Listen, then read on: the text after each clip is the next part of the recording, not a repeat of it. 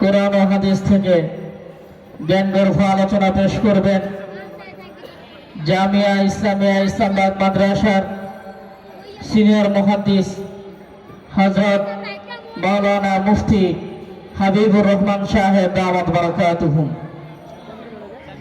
হযরত মাওলানা মুফতি হাবিবুর রহমান সাহেব দাওয়াত বারাকাতুহুম আমি হযরতকে তার মূল্যবান আলোচনা পেশ করার জন্য সবিনয় অনুরোধ জানাচ্ছি।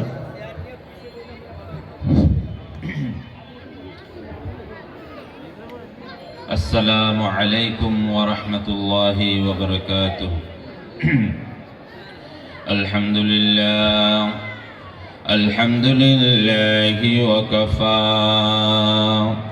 ওয়া সালামুন আলা ইবাদিহিল্লাযীনা ইসতাফা। أما بعد فأعوذ بالله من الشيطان الرجيم. بسم الله الرحمن الرحيم. وما خلقت الجن والإنس إلا ليعبدون.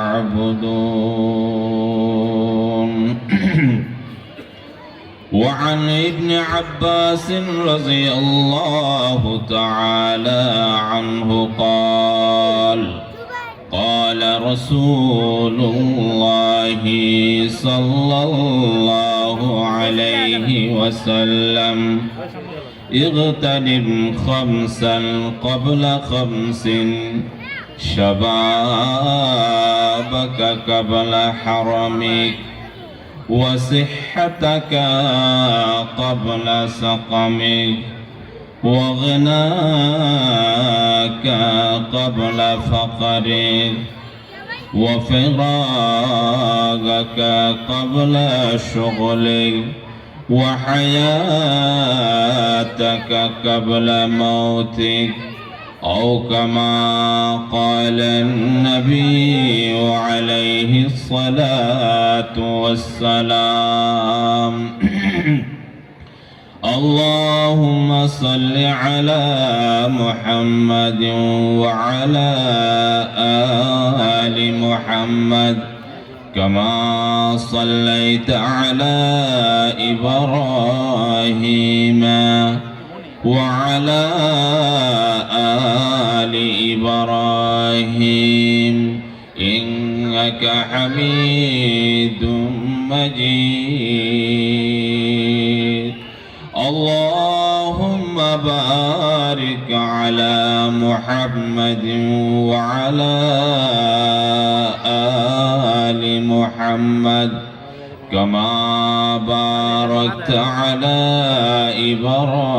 إبراهيم وعلى آل إبراهيم إنك حميد مجيد. اللهم لا سهل إلا ما جعلته سهلا وأنت تجعل الحزن سهلا إذا شئت. जगह जी लगाने की दुनिया नहीं है, ये इबरत की जा है, तमाशा नहीं है. कभी गौर से भी ये देखा है तूने, जो मामूर थे वो महल अब है सुने. जहाँ में के हर सू कई बरत नमूने, मगर तुझको अंधा किया रंग बूने. जगह जी लगाने की दुनिया नहीं है, ये इबरत की जा है, तमाशा नहीं है। यही तुझको दुल है, रहो सबसे बाला। हुज़ीनत निराली, हुफ़ैशर निराला। जिया करता है क्या यूं ही मरने वाला। जिया करता है क्या यूं ही मरने वाला। मगर तुझको आंधा किया रंग बोने। जगह जी लगाने की दुनिया नहीं है। यह इबरत की जा है, तमाशा नहीं है। न कोई रहा है, न कोई रहेगा। रहेगा तू ज़िक्र, न कोई रहेगा। जगह जी लगाने की दुनिया नहीं है। यह इबरत की जा है, तमाशा नहीं है। अल्हम्दुलिल्लाह, अल्लाह पाक रब्बुल आलमीনের শুকরিয়া। আজকে ইসলামবাগ আদর্শ দরায়ে হাদিস আদর্শ মহিলা মাদ্রাসার বার্ষিক মাহফিল খতম কোরআন খতম বুখারী উপলক্ষে অনুষ্ঠিত সম্মানিত সভাপতি এবং যতটুক পর্যন্ত আওয়াজ যাচ্ছে মা ও বোনেরা এবং সামনে উপবিষ্ট এলাকার ময় মুরব্বীরা এবং ছাত্র ভাইরা, আমরা সবাই অবগত আছি। খুব সংক্ষেপে আমি কয়েকটা কথা বলবো। এখানে আমি একটি আয়াতে করিমা তেলাওয়াত করেছি। সূরাতুজ জারিয়াতের ৫৬ নম্বর আয়াতটি আমি তেলাওয়াত করেছি। সাথে সাথে রাসূলুল্লাহ সাল্লাল্লাহু আলাইহি ওয়াসাল্লামের লাখো হাদিস থেকে বাইহাকি শরীফের ১০,২৪৮ নম্বর হাদিসটি আমি পড়েছি। কোরআনের আয়াত এবং হাদিসের আলোকে কয়েকটি কথা আমি আপনাদের সম্মুখে আরজ করব ইনশাআল্লাহ। আজকে আমরা জানি ইংরেজি মাস হিসাবে বর্তমান চলে ডিসেম্বর মাস। ডিসেম্বরের আজকে ২৯ তারিখ, কালকে হবে ৩০ তারিখ, তার পরের দিন ৩১ তারিখ হবে বুধবারে। ৩১ তারিখ বুধবার দিবাগত রাত্রি রাত ১২টা ১ যখন হয়, তখন ঢাকা শহর সহ সারা দেশের কি যে পরিস্থিতি হয় এটা আমাদের সকলেরই জানা। যেটাকে যুব সমাজ যারা আছে তারা যেটাকে 31st নাইট বলে, অর্থাৎ একটা বছর শেষ হচ্ছে, প্রথম যে রাত্রি আসবে অর্থাৎ ২০২৫ সাল শেষ, ২০২৬ সাল শুরু হবে ১২টার পর থেকে রাত। সেই হিসাবে দেখা যায় যুবক যুবতীরা বিভিন্ন ধরনের কাজ করে। শরীয়ত সেটাকে কি বলে? বছর যখন শেষ হয়ে যায়, একটা বছর শেষ হয়ে গেলে একেবারে দ্বার প্রান্তে যখন চলে আসে, একজন মুমিন একজন মুসলমানের অনুভূতিটা কেমন হওয়া চাই? আল্লাহ রাব্বুল আলামিন মুমিন মুসলমানকে দুনিয়াতে কেন প্রেরণ করলেন? তার উদ্দেশ্যটা কি? তা আসলে একটা বছর যখন শেষ হয়ে যায়, সেই বছর শেষ করার পর নতুন যখন আরেকটি বছরের দিন শুরু হয়, তখন আমরা সাধারণত সেই নতুন বছরটাকে আমরা বলি আমরা বরণ করিয়ে আনি। কি করিয়ে আনি? বরণ করিয়ে আনি। তো নতুন বছরকে বরণ করার জন্য মুসলমানের সন্তানেরা আজকে সারা বিশ্বে, সারা দেশে মুসলমানের সন্তানেরা বিভিন্ন ধরনের ফানুস, ফটকাবাজি, বিভিন্ন ধরনের বোমের মতন আওয়াজ করিয়া গান বাজানা, নাচ গান ইত্যাদি সব কিছুর আসর হয় 31 নাইট, অর্থাৎ 31 তারিখ দিবাগত রাত্রি রাত 12টা 1 মিনিট থেকে নিয়ে এমন অবস্থা হয়ে যায় রাস্তায় চলাফেরা করাও মুশকিল হয়ে যায়। আমার প্রশ্ন হলো, এই জিনিসটা কি কোনো মুসলমানের কাজ? বা একজন মুসলমানের জন্য যখন একটা বছর শেষ হলো তার অনুভূতিটা কেমন হওয়া চাই? আসলে হযরত ওমর রাদিয়াল্লাহু তাআলা আনহু বলেছেন, তারিখের কিতাবের মধ্যে আছে ওনার কথা, হাসিবু আনফুসাকুম ক্বাবলা আন তুহাসিবু। হযরত ওমর রাদিয়াল্লাহু তাআলা আনহু তিনি যখন জনতার সম্মুখে খুতবা দিচ্ছিল, বয়ান দিচ্ছিল, তখন বলেছেন যে তোমরা তোমাদের অতীত জীবনের অবস্থা যেটা আছে সেটার হিসাব নাও। তোমার যে হিসাব নেওয়া হবে মৃত্যুবরণ করার পর, সেই হিসাবটা নেওয়ার পূর্বে তুমি নিজেই তোমার জীবনের হিসাব নাও। এক আরবি কবি তিনি একটি কিতাবের মধ্যে বলেছেন, যেই কিতাবটা সাধারণত আমাদের কওমি, সরকারি সব প্রতিষ্ঠানে পড়ানো হয়, একটা কিতাব হেদায়েতুন নাহব কিতাবটার নাম। ওই কিতাবের মধ্যে এক কবি বলেছেন, একটি উদাহরণ বুঝাইতে যাই একটা কবিতা ওই কিতাবের লেখক নিয়ে আসছেন।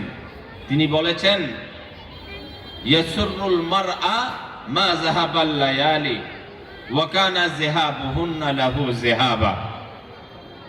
তিনি বলেছেন, মানুষের একটা বছর যখন শেষ হয়ে যায়, সবাই নতুন বছরকে বরণ করার জন্য অপেক্ষায় থাকে। রাতটা কখন শেষ হবে, কখন থেকে আমি স্বাগত জানাবো, এটার জন্য অপেক্ষায় থাকে। তিনি বলেন, আমার অনুভূতিটা ভিন্ন। আমার কাছে আফসোস লাগে, যেই বছরটা আমার অতিবাহিত হইল, যেই দিনটা আমার অতিবাহিত হইল, বা যেই রাতটা আমার থেকে চলে যাচ্ছে, এই রাত্রিটা এটা তো আমার জীবন থেকে চলে গেল। সংস্কৃতি হইতে পারে না। মুসলমানের সংস্কৃতি এটাই, একটা বছর যখন আমার জীবন থেকে শেষ হলো, একজন মুসলমান আফসোস করবে যে এই বছরটা আমি কাটাইলাম, এই বছরটা কেমনে কাটাইলাম, এই বছরটাতে কি কি আমি অপরাধ করেছি, কি কি আমি অন্যায় করেছি, কি কি আমি অবিচার করছি, কার কার হক নষ্ট করেছি, কাকে কাকে আঘাত দিয়েছি, সেগুলা হিসাব নেওয়া একজন মুসলমানের সংস্কৃতি, একজন মুসলমানের অনুভূতি। সেটাই হবে। কোন ধরনের ফানুস উড়াইয়া পুরা দেশটাকে, পুরা শহরটাকে অচল করিয়ে দেওয়া, চতুর্দিকে আওয়াজ আর আওয়াজ, আওয়াজ আর আওয়াজ, চতুর্দিকে ফানুস উঠতেছে, নতুন বর্ষকে নাকি স্বাগত জানাইতে, এসে কোনোদিন কোন মুসলমানের কাজ হতে পারে না। হাদিস শরীফে আসছে, রাসূলুল্লাহ সাল্লাল্লাহু আলাইহি ওয়াসাল্লাম বলেছেন, আবু দাউদ শরীফের হাদিস, আল্লাহ রাসূল বলেন, আন ইবনে উমর রাদিয়াল্লাহু তাআলা আনহু قال قال رسول الله صلى الله عليه وسلم মান তাশাব্বাহা বিকওমিন ফাহুয়া মিনহুম। আল্লাহর নবীজি বলেন, যে ব্যক্তি কোন বিজাতি অনুসরণ করলো, কোন সম্প্রদায়ের অনুসরণ করলো, যে ব্যক্তি যে সম্প্রদায়ের অনুসরণ করলো, আমার নবী বলেন কাল কিয়ামতের ময়দানে তার অবস্থান হবে সেই সম্প্রদায়ের লোকের সাথে। কাজেই ফানুস উঠানো এটা কোনো মুসলমান সম্প্রদায়ের কাজ হতে পারে না। এই ফানুস উঠানো খ্রিস্টানদের কালচার, ইহুদিদের কালচার, বৌদ্ধদের কালচার। যারা ফানুস উড়াইয়া তাদের অনুকরণ করে, তাদের অনুসরণ করে, কোন মুসলমান এই কাজ করলে নবীর ভাষা অনুযায়ী আল্লাহর নবী বলেন যারা এই কাজ করবে, কোন সম্প্রদায়ের অনুসরণ করবে, তারা তাদের দলের অন্তর্ভুক্ত হয়ে যাবে। বলেন নাউজুবিল্লাহ। সেজন্য আমি বলবো মুসলমানের কাজটা কি, মুসলমানকে কেন পাঠাইছেন? সূরাতুজ যারিয়াত 56 নম্বর আয়াতে আল্লাহ রাব্বুল আলামিন বলেন ওয়ামা খালাকতুল জিন্না ওয়াল ইনসা ইল্লা লিয়াবুদুন। আমার আল্লাহ বলেন মুসলমান জিন এবং জিন জাতি এবং মানব জাতিকে আমি সৃষ্টি করেছি একমাত্র আমার ইবাদতের জন্য।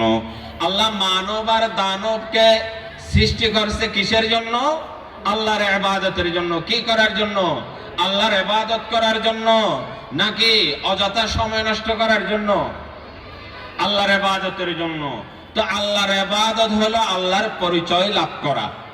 আল্লাহর পরিচয় লাভ করা, আল্লাহকে, আল্লাহর একত্ববাদের স্বীকার করা, আল্লাহর একত্ববাদের স্বীকার করা। তো আল্লাহর একত্ববাদ এটা কারা বুঝবে? আল্লাহর পরিচয় কারা পাবে? যারা দ্বীনি প্রতিষ্ঠানে পড়বে তারা পাবে, যারা কোরআন সম্পর্কে জানবে তারা পাবে, যারা হাদিস সম্পর্কে জানবে তারা পাবে। তো এজন্য রাসূলুল্লাহ সাল্লাল্লাহু আলাইহি ওয়াসাল্লাম হাদিসে বলেন, বাইহাকি শরীফের হাদিসে আল্লাহ রাসূল বলেন ক্বালা রাসূলুল্লাহ সাল্লাল্লাহু আলাইহি ওয়াসাল্লাম ইগতানিম খামসান ক্বাবলা হামসিন শাবাবাকা ক্বাবলা হারামিক ওয়া সিহহাতাকা ক্বাবলা সাকামিক ওয়াশফিরাগাকা ক্বাবলা শুগলিক ওয়া গিনাকা ক্বাবলা ফাকরিক ওয়া হায়াতাকা ক্বাবলা মাউতিক। নবীজি বলেন আমার উম্মতেরা পাঁচটি জিনিস আসার পূর্বে পাঁচটি জিনিসকে তুমি গনিমত মনে করো। পাঁচটি বিষয় আসার পূর্বে, এক নম্বরে তুমি তোমার যৌবন কালকে মূল্যায়ন করো। শাবাবাকা ক্বাবলা হারামিক, যৌবন কালকে মূল্যায়ন করো। তুমি বৃদ্ধ হয়ে যাওয়ার পূর্বে, তুমি ব্যস্ত হয়ে যাওয়ার পূর্বে তোমার অবসরতাকে কাজে লাগাও। তুমি একেবারে দরিদ্র হয়ে যাওয়ার পূর্বে তুমি তোমার ধনাঢ্যতা এটাকে মূল্যায়ন করো। তুমি ব্যস্ত হয়ে যাওয়ার পূর্বে তোমার অবসরতা এটাকে মূল্যায়ন করো। মৃত্যু আসার পূর্বে পূর্বে তুমি তোমার হায়াতকে মূল্যায়ন করো। তাহলে 31st নাইট এই নাম দিয়া কোন মানুষ যদি তার জীবনের একটা অংশকে নষ্ট করলে তখন সেটাকে সে মূল্যায়ন করো তার জীবনকে, তার জীবনকে মূল্যায়ন করলো না, বরং সে তার জীবনকে নষ্ট করলো, তার জীবনকে নষ্ট করলো। অথচ হাদিস শরীফের মধ্যে আল্লাহ রাসূল সাল্লাল্লাহু আলাইহি ওয়াসাল্লামের বাণী শুনাইলাম যে জওয়ান মানুষ, যে যুবক, অন্য আরেকটি হাদিসে আছে আল্লাহ রাসূল বলেছেন 7 প্রকারের মানুষকে আল্লাহ তাআলা কিয়ামতের ময়দানে আল্লাহর আরশের নিচে ছায়া দান করবে। কয় প্রকারের মানুষ? 7 প্রকারের মানুষ। যে 7 প্রকারের মানুষকে আল্লাহ আল্লাহর আরশের নিচে ছায়া দান করবে, সেই 7 প্রকার মানুষের মধ্যে একটা প্রকার হলো ওই যুবক, যে যুবক যৌবন অবস্থায় তার আল্লাহর ইবাদত করে। যৌবন অবস্থায় কি করে? আল্লাহর ইবাদত করে। হাদিস শরীফে আসছে ক্বালা রাসূলুল্লাহ সাল্লাল্লাহু আলাইহি ওয়াসাল্লাম ওয়া শাআবুন নাশা ফি ইবাদাতিল্লাহ। আল্লাহ রাসূল বলেন যে যুবক যৌবন অবস্থায় আমার ইবাদত করবে। 7 প্রকারের মানুষ যারা আল্লাহর আরশের ছায়ার নিচে ছায়া পাবে, তাদের মধ্যে একটা হলো যুবক মানুষ, যারা যৌবন অবস্থায় আল্লাহর ইবাদত করে। যৌবন অবস্থায় যদি আল্লাহর ইবাদত করে, জওয়ানি গুফতবা পীরি দলাগা, জওয়ানি গুফতবা পীরি দলাগা, সেগুন গস্তি সেগুন করে দি দরিরা, জওয়াবশদা জওয়ানি গুফতবা পীরি খুশাগা, সেগুন গস্তি সেগুন করে দি দরিরা। বলেন যে একজন যুবক در جوانی توبہ کردن شیوائے پیغمبری، وقت پیری گرگ ظالم می شود পরহেজগার। যৌবন অবস্থায় আল্লাহর ইবাদত করা, এটা আম্বিয়া ইকরামের স্বভাব। কাদের স্বভাব? আম্বিয়া ইকরামের স্বভাব। বলেন এক যুবক, সে একেবারে বৃদ্ধকে জিজ্ঞাসা করছে, দাদা আপনি এরকম নুয়া নুয়া বাঁকা হইয়া মাটির দিকে কি দেখতেছেন? বলেন আমি মাটির দিকে নুয়া নুয়া দেখতেছি, আমি তোমার মতন এক সময় যুবক ছিলাম। তোমার মতন আমি কি ছিলাম? যুবক ছিলাম। কয় তোমার এই বাড়ির রাস্তা দিয়া হাঁটতে হাঁটতে আমি আমার যৌবনকালটা হারিয়ে ফেলেছি। আমার যৌবনকালটা কি করেছি? হারিয়ে ফেলেছি, সেটা তালাশ করতেছি। যৌবনকাল অনেক দামি কাল। যৌবনকালের মধ্যে আপনি যে ইবাদত করবেন সেটা আল্লাহর কাছে সাথে সাথে কবুল, সাথে সাথে কবুল। তো এখন মনে করেন আপনি আল্লাহর ইবাদত করার জন্য আল্লাহকে তো জানতে হবে, আল্লাহকে জানতে হবে। তো আল্লাহকে যেই সমস্ত কালের মধ্যে জানা যায়, সবচাইতে উত্তম কাল হলো যৌবনকাল। সবচাইতে উত্তম কাল হলো কোন কাল? যৌবনকাল। তো এই যৌবনকালটা আমি আর আপনি যদি এই ফটকাবাজি, পার্টি ফার্স্ট নাইট ডে এগুলোর মধ্যে নষ্ট করিয়ে ফেলি, তাহলে তো আমার পুরো জীবনটাকে শেষ করিয়ে দিলাম। অথচ একজন যুবক তার তো উচিত ছিল তার ডানে বামে আল্লাহর পরিচয়। মালিকা জিকির তু গোয়ম কতু পাকি ওহুদাই, মালিকা জিকির তু গোয়ম কতু পাকি ওহুদাই, নরওয়ম বজুজারা কতু আরাব নামাই, হামাদর গাহে তু জোয়ম হামাদর গাহে তু পাইওয়েম, হামা তৌহিদ তু গোয়ম হামা তৌহিদ সজাই, তু খুদাবন্দ ইয়ামিনী তু খুদাবন্দ ইয়াসারি, তু খুদাবন্দ সামাই তু খুদাবন্দ জমিনী, মালিকা কামরওয়াই নতওয়া ওয়াসফতু গুফতন কেতু দর ওয়াসফ নগঞ্জি, নতওয়া শরহ তু করদম কেতু দর শরহ নয়াই, हमारा ऐब तु दानी हमारा ऐब तु पोशी, हमारा रिज़्क़ रसानी हमारा जुद अताई। কত সুন্দর করে হাকিম সুনাই রহমতুল্লাহ আলাইহি আল্লাহর দরবারে ফরিয়াদ করেন।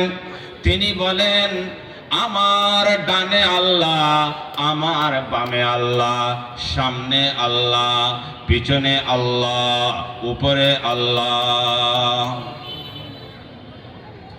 সামনে আল্লাহ, পিছনে আল্লাহ, উপরে আল্লাহ। মালিকা জিকির তুগু ইয়ঙ্ক তু পাকি ওহুদাই, নরওয়ম বজুজারা কতু আরাব নামাই।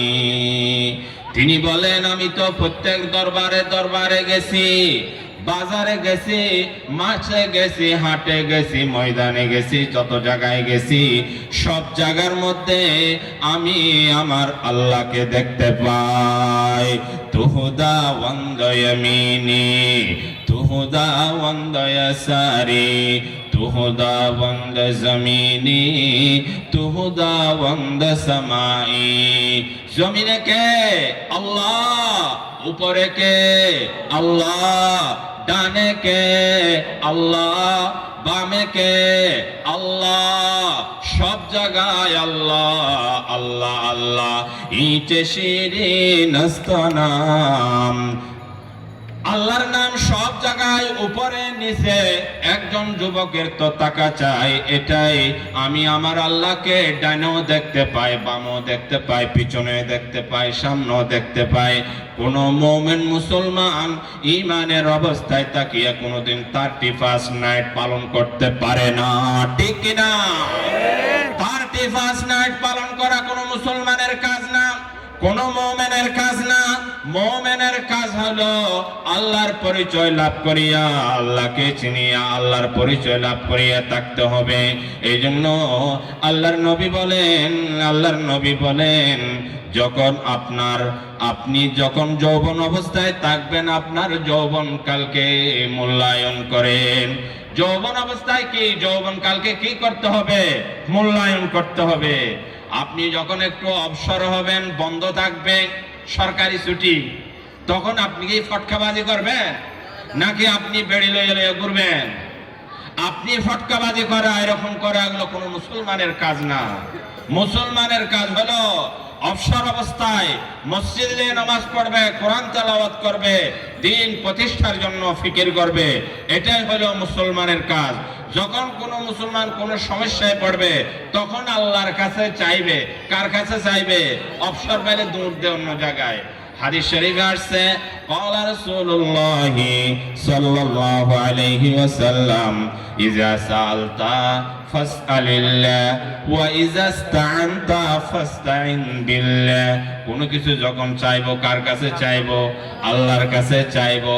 ফটকাবাজ ইত্যাদি 31 নাইট করিয়া আল্লাহর সাথে আমার সাথে যে একটা রাবেতা, একটা যে বন্ধন ছিল, সেটাকে আমরা ধ্বংস করিয়ে দিছি।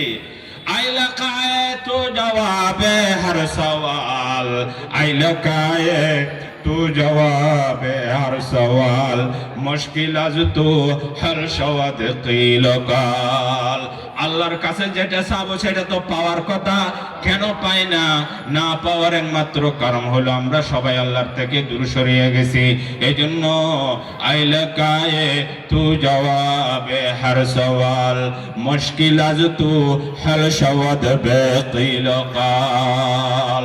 যত সমস্যা, সব সমস্যার সমাধান কে দেয়? আল্লাহ। বলেন কে? আল্লাহ। সব সমস্যার সমাধান কে দেয়? আল্লাহ। নাকি কোনো মাজারে দেয়? আল্লাহ।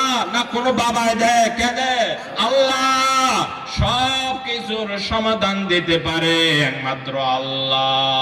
এজন্য বলতে হবে তুহুদাওয়ান্দ ইয়ামিনি তুহুদাওয়ান্দ ইয়াসারি তুহুদাওয়ান্দ সামাই তুহুদাওয়ান্দ জমিনি। 31 নাইট আমরা পালন করব? বলেন না, পালন করব না। বিজাতীয় কালচার, খ্রিস্টানদের কালচার, কোন মুসলমানের কালচার নাম। আমরা মুসলমানরা হিসাব নিব, আমার জীবনের কি অন্যায় করছে সেটার হিসাব নিব। আল্লাহ রাব্বুল আলামিন আমাদের সবাইকে যে আলোচনাগুলো করলাম, আল্লাহ তাআলা আমল করার তৌফিক দান করুক।